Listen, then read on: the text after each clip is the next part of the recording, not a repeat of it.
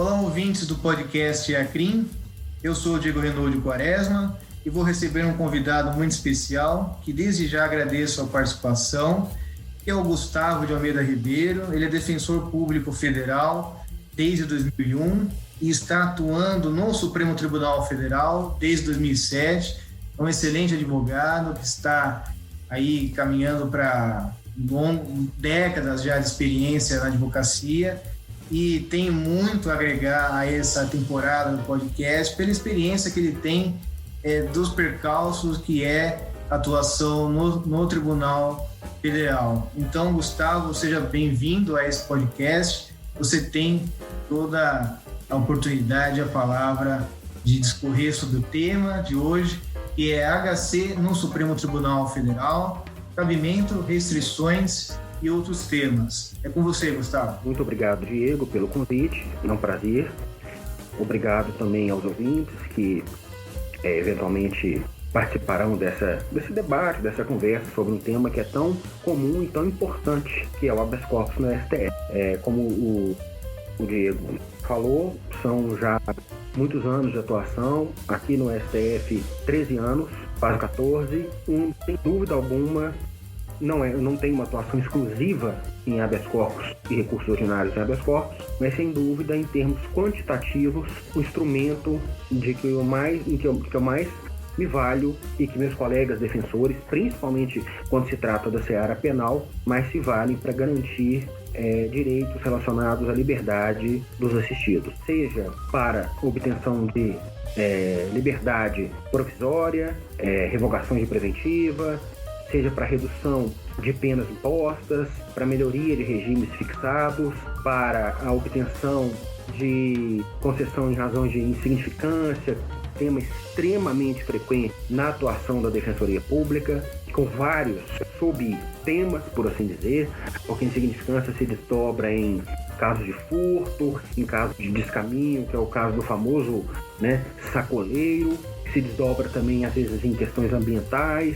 entre outros, também rádios comunitárias e outros tantos. A Defensoria Pública e a Defensoria Pública da União, que eu integro, eu acho que ela teve uma importância muito grande e eu percebi um aumento muito grande desde o meu início de atuação no STF, vou me limitar a falar do STF, que foi a partir de 2007 até agora, no manejo de habeas corpus no STF. Isso porque, como nós sabemos, majoritariamente as pessoas condenadas, processadas e condenadas criminalmente no Brasil são pessoas pobres, pessoas que se valem do trabalho da Defensoria Pública, muitas vezes, também de advogados, claro, mas muitos de Defensoria Pública para sua defesa criminal, sua defesa em juízo. Então, a Defensoria Pública, com o tempo, passou cada vez mais a trazer ao STJ e posteriormente ao STF impetrações, tanto habeas corpus e depois os recursos ordinários, eventualmente, diversos temas que afligem esses assistidos.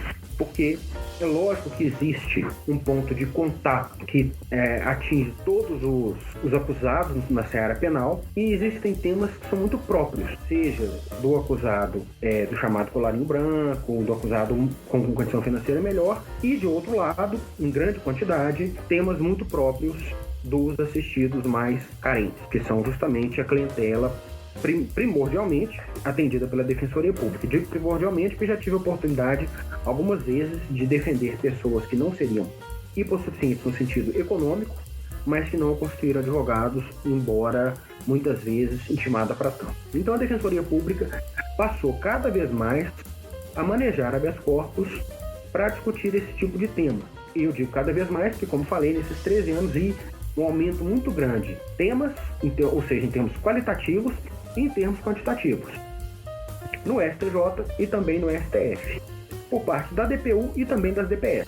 E a importância disso é porque muitas vezes recursos excepcionais, STJ, STF, o especial, o extraordinário, eles têm uma tramitação mais difícil e mais lenta. Porque muitas vezes numa discussão, por exemplo, mesmo que não seja só da liberdade específica, mas de uma dosimetria penal, uma causa de aumento de pena que demore às vezes anos para ser apreciada pela via de um RE ou de um RESP, ela vai ter perdido seu objeto quando a pessoa já tiver cumprido a pena. Então o habeas corpus se mostrou uma via mais célere para esse tipo de tema, esse tipo para esse enfrentamento pelos tribunais superiores, né, do enfrentamento desses temas. E, infelizmente, e isso eu digo da minha prática, nós somos um país com muitos estados, né, 26 estados, mais o Distrito Federal, e os tribunais regionais federais, os 5 tribunais.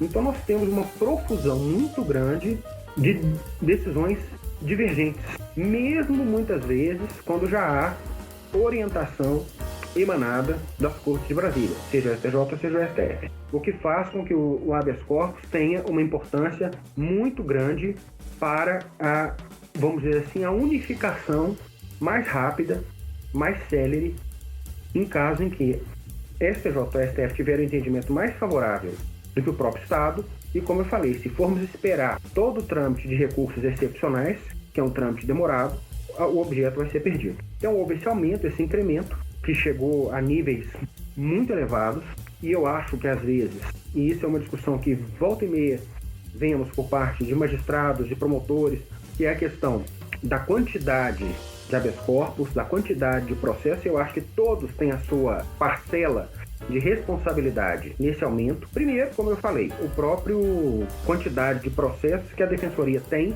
por militar na área penal por uma quantidade muito grande de pessoas. Segundo, porque há essa divergência entre diferentes tribunais, diferentes julgadores, o que faz com que as matérias sejam trazidas STJ e STF. Segundo, também ajuda o excesso de processo, muitas vezes a insistência do próprio Ministério Público, às vezes em causas de menor importância, de menor gravidade, o que faz com que os recursos e as tentativas de se obter a absolvição, a redução de pena, aumentem. Então, o que aconteceu historicamente foi que o STF foi recebendo cada vez mais, historicamente que eu digo nos últimos 10 anos, 10, 15 anos, foi recebendo cada vez mais processos, cada vez mais HCs, trazendo esses temas todos envolvendo principalmente, no caso da Defensoria Pública, essas matérias que afligem os mais carentes. Execução penal, questões envolvendo insignificância, prisões preventivas intermináveis, entre tantas outras. Por outro lado, com o tempo também foi havendo uma reação dos tribunais, que foi uma tentativa de se limitar o cabimento, o conhecimento dessas impetrações. Por quê? Porque houve momentos em que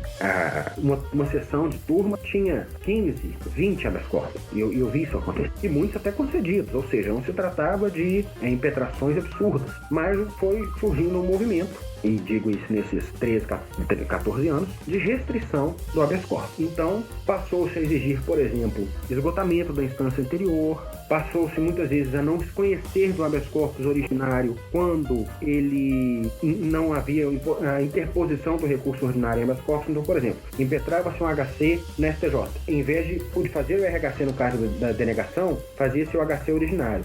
Muitas vezes a primeira turma do STF passou a não mais conhecer desse habeas corpus, a segunda é menos restritiva quanto a isso. Mas o tribunal reagiu restringindo o conhecimento, além da própria súmula 691, essa já existia, mas quando eu comecei a atuar, mas principalmente com essa restrição do conhecimento e com outro aspecto, esse ainda mais recente, esse de poucos anos para cá, que foi o julgamento monocrático de praticamente todas, eu não vou dizer todas, mas assim 95% das impetrações. O que para mim é um problema muito complicado, muitas vezes, porque muitas vezes os temas são novos, os temas ainda não foram debatidos o suficiente e se invoca o entendimento consolidado para um julgamento monocrático, e nesse aspecto o ministro Marco Aurélio é totalmente contrário a isso. Ele, às vezes, até com matérias já consolidadas no plenário, ele é contra julgar HC monocrático. Eu não chego a tanto, mas pelo menos acho que alguns temas ainda muito pouco apreciados deveriam ter prioridade no colegiado. Mas qual foi a reação desse aumento do habeas corpus? Foi, então, a restrição do conhecimento e os julgamentos monocráticos, que são mais céleres e muitas vezes não permitem, no caso do agravo, a sustentação oral. E mais também em tempo recente, mesmo antes do momento de pandemia, e o momento da pandemia é um momento excepcional, é uma situação distinta, mas mesmo antes da pandemia que foram chamados julgamentos virtuais, que eu entendo a quantidade de processos, eu entendo a necessidade, mas muitas vezes acho, como mesma coisa que eu disse com relação ao monocrático ou ao colegiado,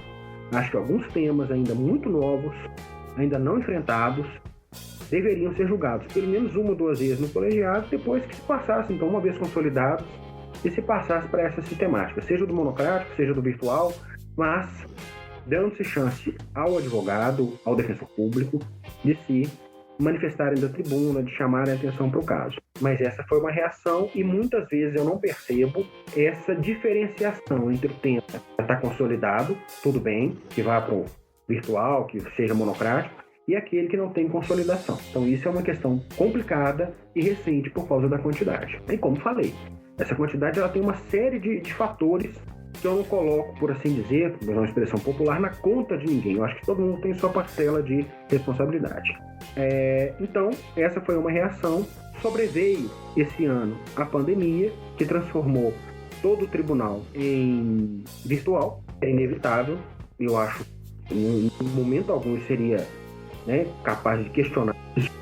Mas espero que, passado esse problema, vindo vacinas, esse tipo de coisa, que volte ao sistema anterior. Porque acho, pessoalmente, muito mais difícil uma sustentação oral por videoconferência convencer alguém de alguma coisa do que uma sustentação oral presencial.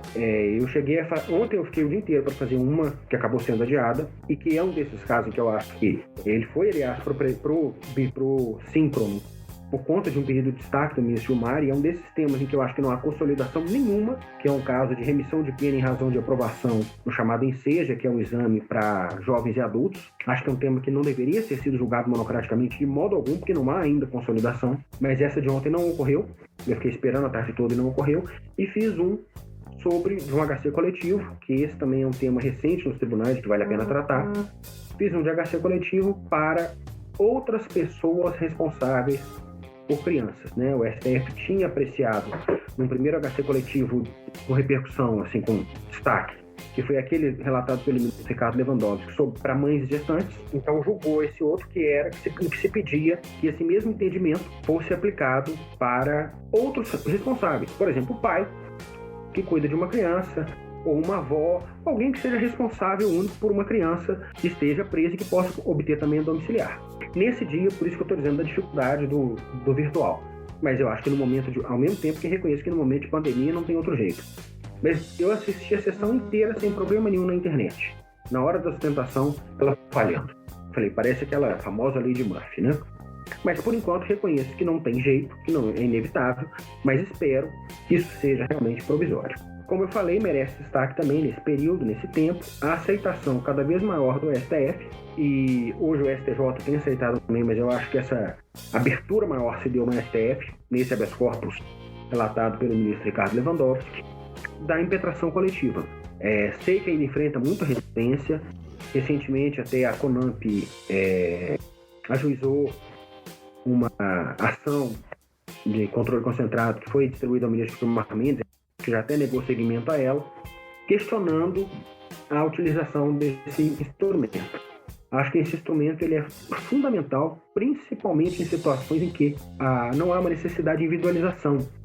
Um exemplo clássico disso foi uma situação, por exemplo, e isso foi até o STJ, mas uma situação em que um juiz de determinada comarca do interior de São Paulo disse que jovens a partir de tal idade não poderiam sair às ruas à noite, uma coisa assim. Também já teve situações como, por exemplo, todos os presos de determinado estabelecimento prisional não podiam ter banho de sol. Então, é um instrumento que, claro, tem suas limitações quando a questão individual for muito forte. Você não pode fazer um HC coletivo para questões que envolvam, por exemplo, a insignificância. Olha, cada um furtou uma quantidade, como é que você vai saber? Não tem como.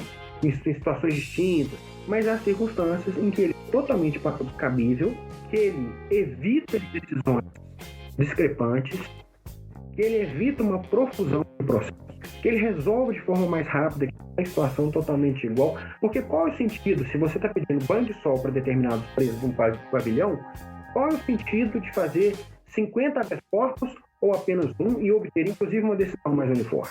Então, o STF teve um papel muito importante no reconhecimento cada vez maior da impetração coletiva, nesse habeas corpus relatado pelo ministro Ricardo Lewandowski, que foi impetrado por um coletivo de advogados chamado CADU, e que depois a Defensoria Pública da União foi chamada a ser impetrante pela extensão nacional, pela sua atuação nacional.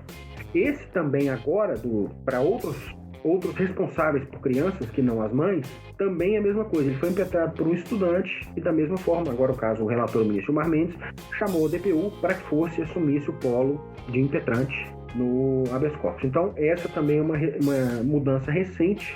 Eu confesso que nesses anos todos eu comecei a ver habeas corpus coletivos há coisa de 3 anos, alguma coisa assim. É recente, é bastante recente, e tem sido cada vez mais aceito. Claro, volto a dizer, há situações em que realmente a peculiaridade do caso, as discrepâncias, as divergências entre cada pessoa que poderia ser atendida pela impetração, essa situação impede uma impetração coletiva.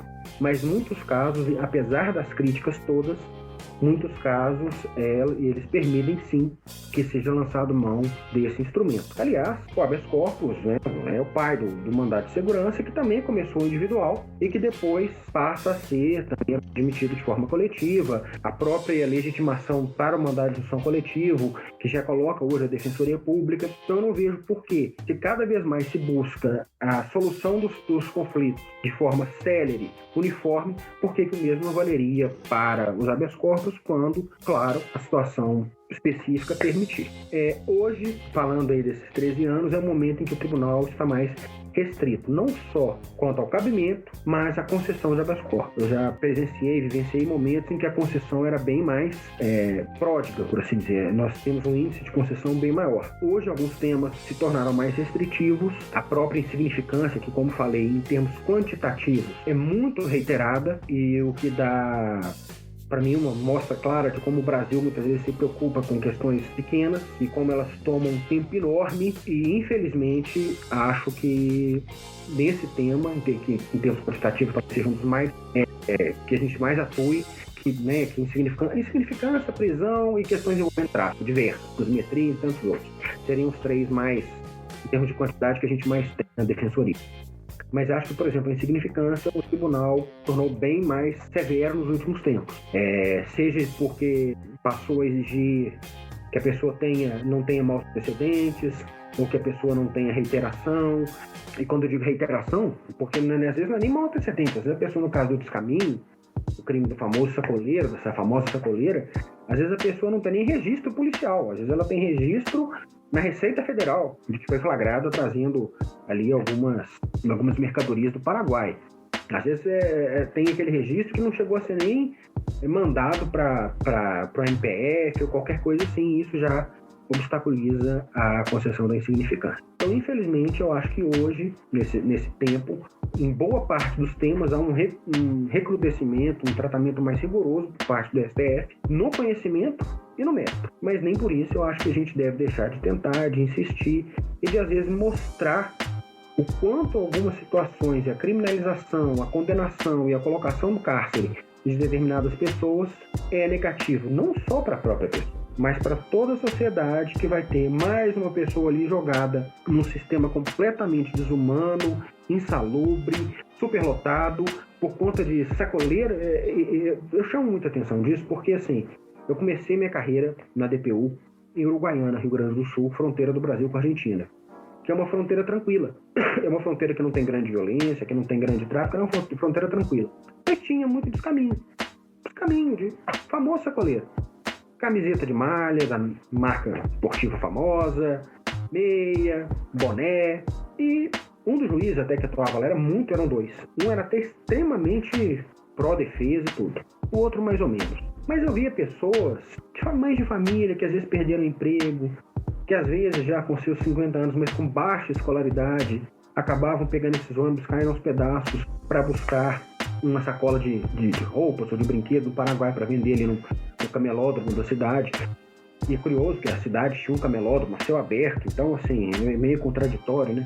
Que o poder público mantenha aquilo ali funcionando e sabendo, claro, tem artesanato, tem coisa local, mas também tem coisas vindas do Paraguai, e ao mesmo tempo o Estado pune essas pessoas de forma tão rigorosa muitas vezes. Então você vai colocar uma pessoa dessa no sistema prisional, que às vezes a primeira vez vem insignificância, na segunda dá suspensão, na terceira às vezes a pessoa é condenada.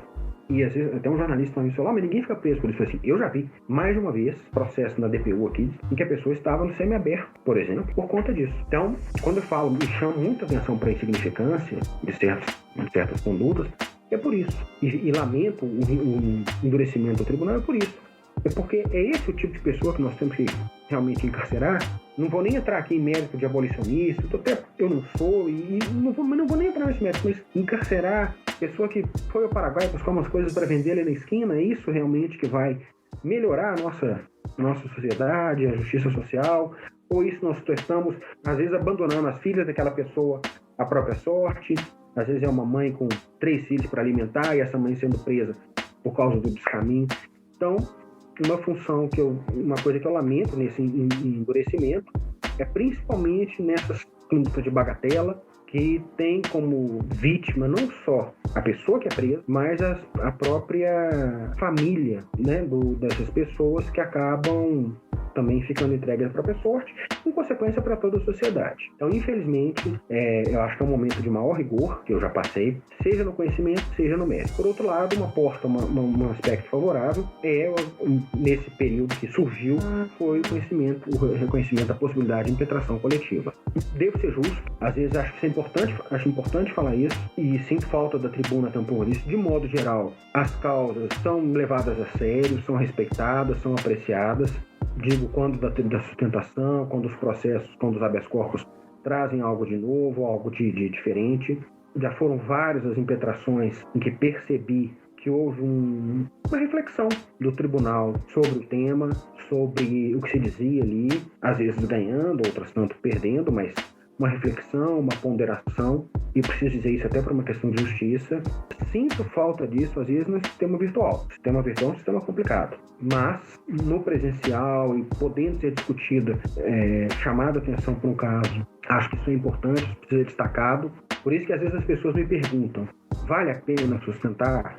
Eu digo, se o tema tem alguma coisa que mereça ser acrescentado, eu cheguei a ter, como eu falei, em sessão 18 HCs da DPU comigo. Eu sustentaria os 18? Nunca. Muitas vezes os temas se repetem, muitas vezes são temas que não tem, mas aquele que é diferente, aquele que merece uma atenção especial, merece sim ser sustentado. E discordo de quem diz assim, não, já está tudo. Não é assim.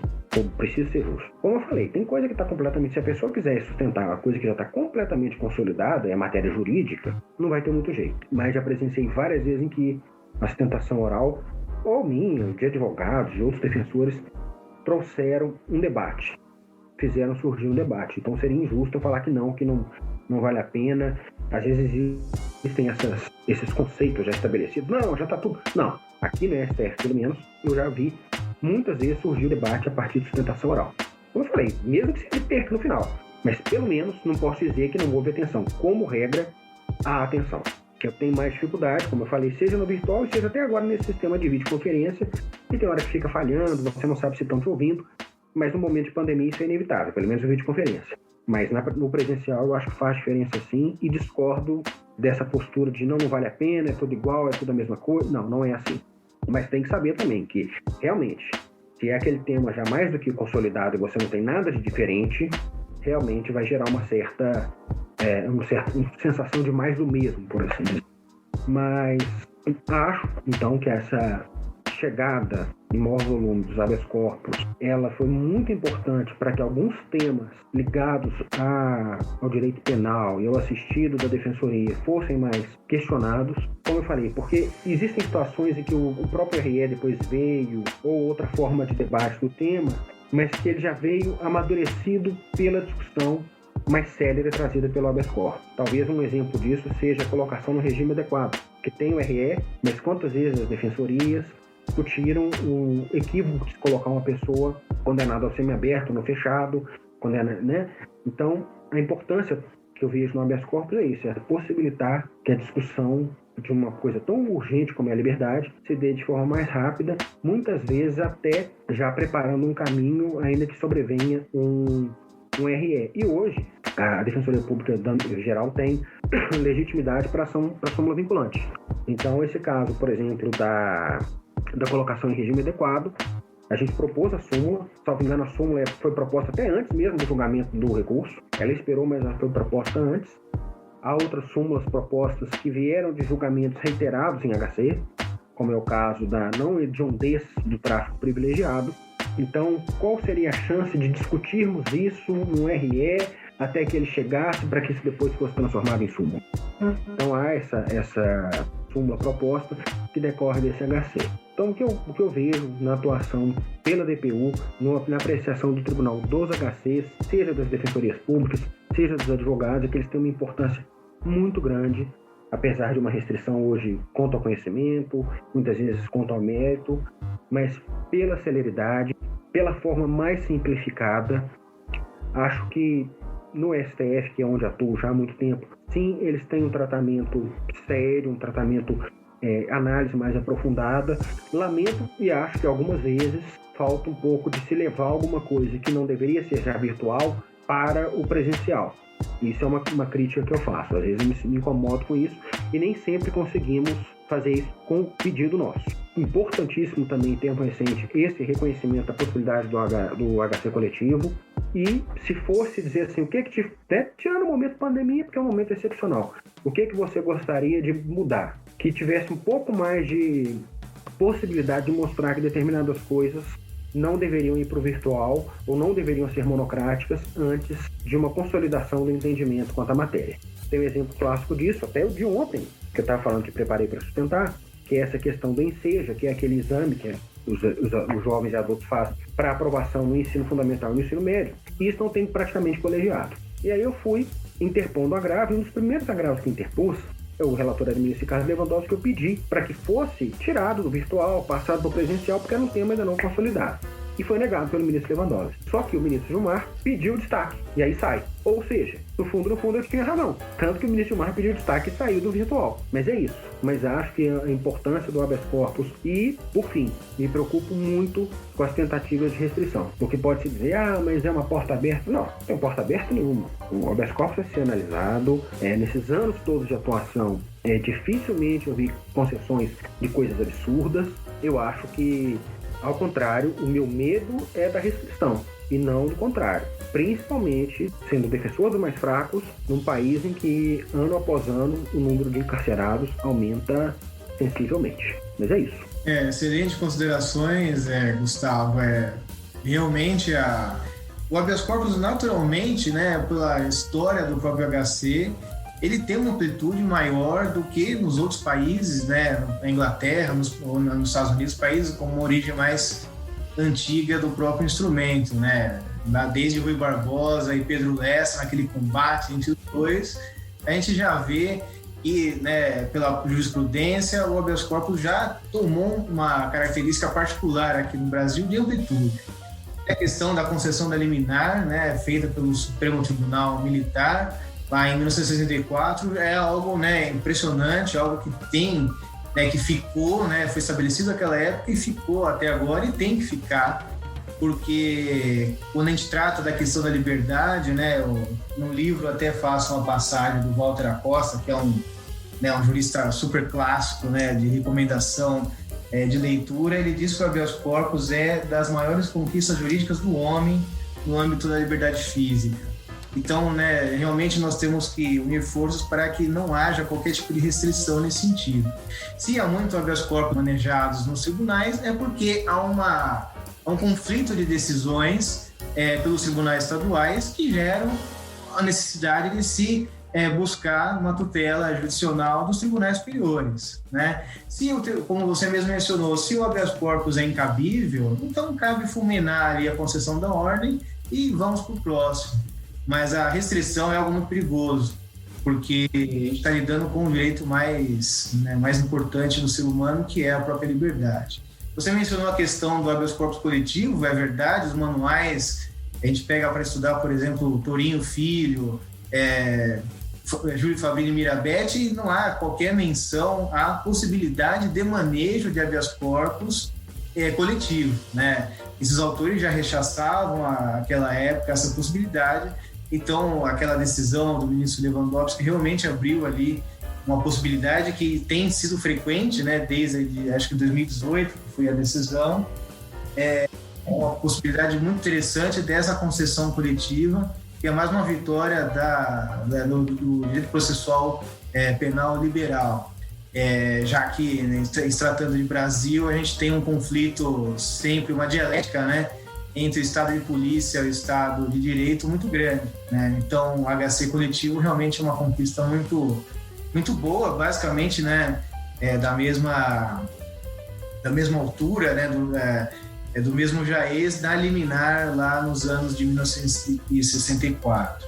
Curiosa também, apesar dessa sanha de restrição do STJ, do STF, no tocante ao habeas corpus, é a questão também até da possibilidade de concessão da ordem a favor de pessoa jurídica, que também era uma coisa que os manuais de autores mais clássicos também rechaçavam, também viam como inadmissível. Então é o que você falou, há alguma abertura em algum lado, há uma tentativa de restrição por conta do volume de processo, né? A gente tem no STJ a terceira sessão, que são duas, apenas a quinta e a sexta turma que vão julgar todos os processos penais do Brasil, então isso precisa também ser pensado, e eu acredito que realmente não é culpa do direito à liberdade que causa algum problema nos tribunais, e sim essa compreensão, inclusive, se o Supremo gosta de precedentes, então, que imponha esses precedentes aos tribunais estaduais. Aqui de São Paulo, há um problema muito grande de entendimento do TJ de São Paulo, com todo respeito à história do egrégio Tribunal de Justiça de São Paulo, mas há uma dificuldade muito grande de aceitação dessas decisões emanadas dos tribunais superiores. Sim, o ministro Schietti falou sobre isso porque há uma relutância em aceitar os precedentes, Então, já que se instituíram os precedentes, eu sou contra a questão de súmula, eu acho que a súmula é um resgate daquele positivismo, de você interpretar textos sobre outros textos, isso é impossível, todas as hipóteses de incidência, elas caberem dentro de uma súmula, A súmula que eu vou conversar com você logo mais, a 691, é um exemplo disso. Não se pode limitar a atuação jurisdicional sobre uma interpretação de um texto, E as súmulas vêm a esse resgate daquela essência positivista clássica, E a gente precisa superar isso, O direito precisa ingressar na filosofia hermenêutica, precisa realmente ingressar no giro linguístico, no ontológico vendo, para poder enxergar as coisas de uma forma menos individualista, menos solipsista e algo mais coerente e íntegro, que é o que se deve exigir do direito, Gustavo. E eu queria te perguntar, aproveitando esse encontro, além dessa obstaculização da súmula 691 do Supremo Tribunal Federal, que determina não competir ao Supremo conhecer de habeas corpus impetrado contra a decisão de relator quem defere a liminar, como você enxerga, então, essa exigência ou essa vedação das súmulas quanto ao manejo do habeas corpus substitutivo? Bom, eu acho que a súmula 691 já era uma restrição, porque ao vedar HC contra liminar, eles estenderam a 691 para dizer, não, também não cabe contra decisão monocrática. E hoje, há quem diga que não cabe HC contra HC, mesmo colegiado. Ou seja, vamos dizer assim, ela foi sendo ampliada, ainda que não tenha edição de uma nova súmula para dizer isso, mas ela foi sendo ampliada muitas vezes. O que eu vejo quanto a isso é o seguinte, falando de todas essas ampliações, há situações em que a ilegalidade é flagrante, é ostensiva. Ou não é que todas não possam ser, mas que alguma ilegalidade seja admissível, não se trata disso, melhor dizendo. Mas existem casos que a leitura rápida já demonstra que há alguma coisa errada. Por exemplo, uma prisão de um furto famélico, ainda que a pessoa seja reincidente, mas se percebe muitas vezes que é uma pessoa em situação de rua, um prato de roubou um pacote de biscoitos, uma coisa, e está presa por uma situação dessa. Então há situações,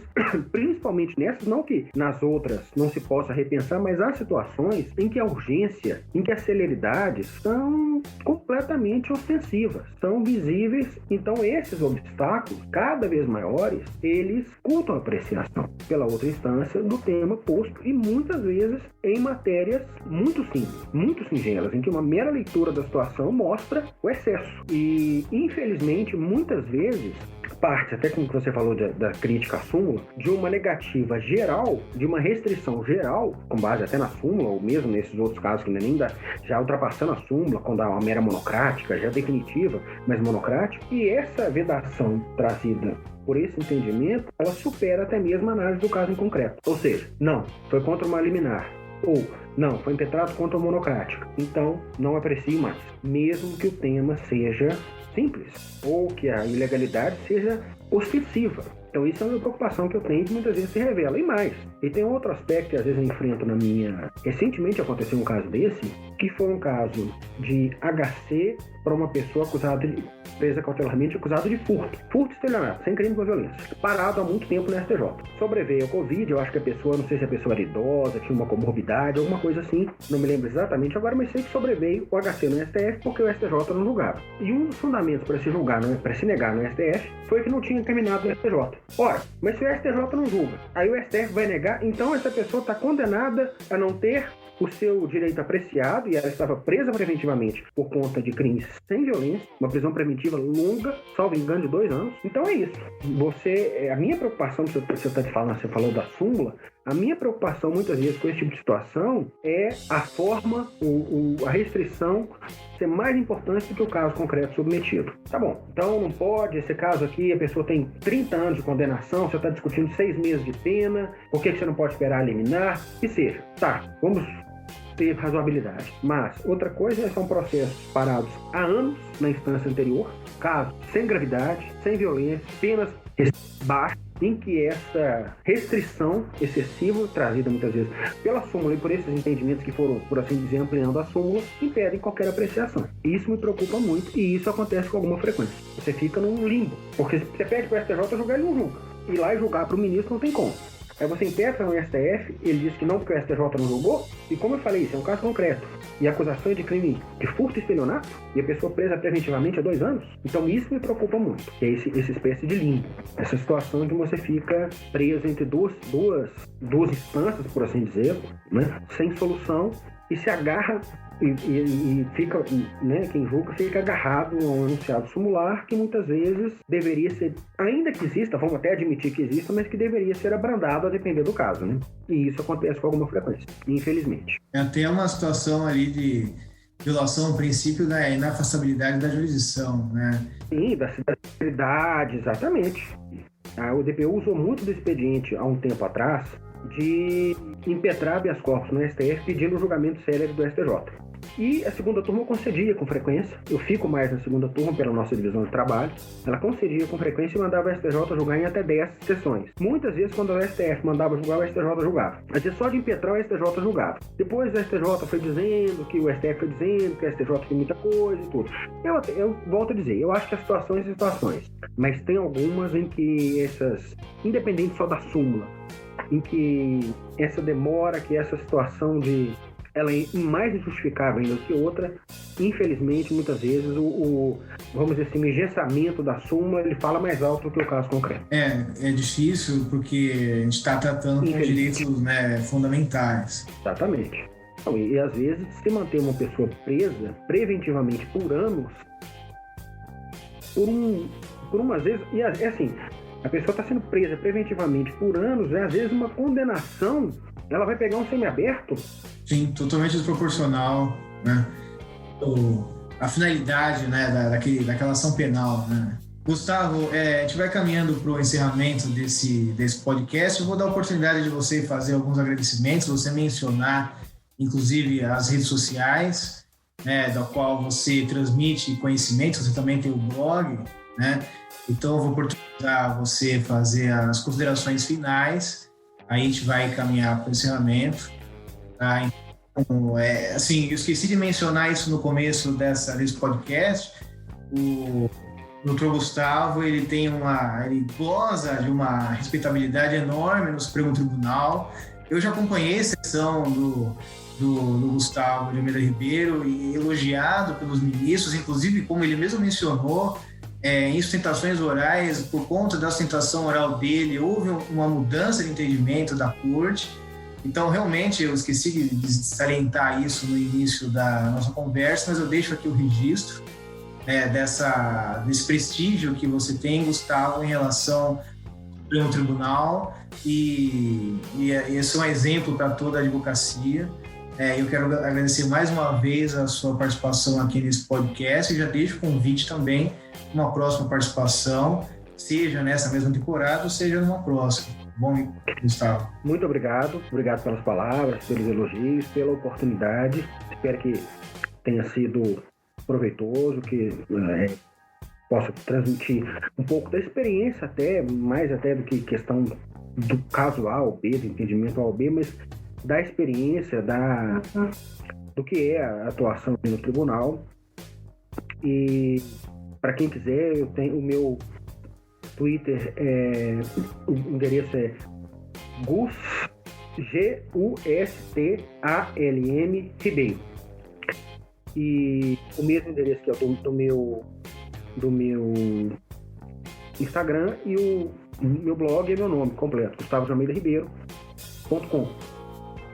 E ali no blog eu coloco principalmente, às vezes, algumas peças processuais, às vezes alguns julgados, às vezes alguns comentários sobre o que aconteceu, algumas reflexões, alguns casos curiosos que ou eu ou algum colega vivenciou, algum de nós vivenciou em situações, né, da prática forense, né? E é isso. Agradeço mais uma vez o convite e estou à disposição sempre. Eu que agradeço o aceite, Gustavo. Então a gente vai ficando por aqui.